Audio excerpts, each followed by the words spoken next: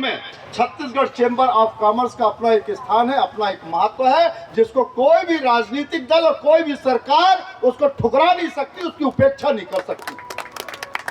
समय के साथ में जब छत्तीसगढ़ में चेंबर्स में आपसी जो मनमुटाव और जो सब बातें हैं जिसका उल्लेख करना मेरे लिए उचित नहीं है, जो चला,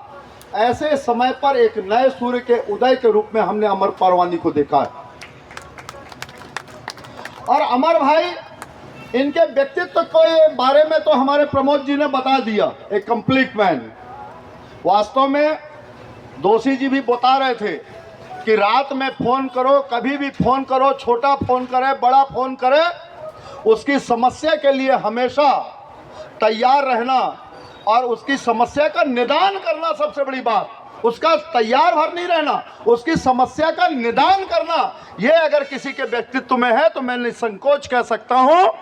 कि अमर पारवानी जी एक कंप्लीट मैन। निश्चित तौर पर इस चुनाव में मैं अमर अजय भसीन जी का भाषण सुन रहा था। उनके भाषण को सुनते हुए मुझे जो आभास हुआ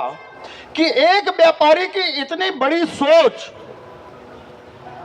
और वो कहां से आई, तो निश्चित तौर पर इसमें जो एकता है, जो सब मिल करके एक काम को कर रहे हैं, उसके माध्यम से विकसित भारत की ओर बढ़ने की दिशा में ये विकसित व्यापारी पैनल जो है, व्यापार पैनल जो है, विकास के साथ में जो आगे बढ़ रहा है और सभी सरकारों के साथ में मिलकर अपने व्यापार जगत को संरक्षण देना। अब सभी कोई भी सरकार आ जाए, उस सरकार से विवाद की बजाय समस्या का समाधान निकाल करके व्यापारी हितों की चिंता करते हुए सबके लिए काम करना अगर कोई कर सकता है तो जय व्यापार पैनल ने पिछले दिनों से करके दिखाया है और अमर भाई उसका नेतृत्व करते रहे हैं। मैं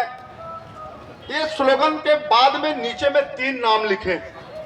उन 3 नामों को पढ़ रहा था तो मुझे लगा कि जय व्यापार पैनल अजेय है। ताली जोर से हो जाएगी।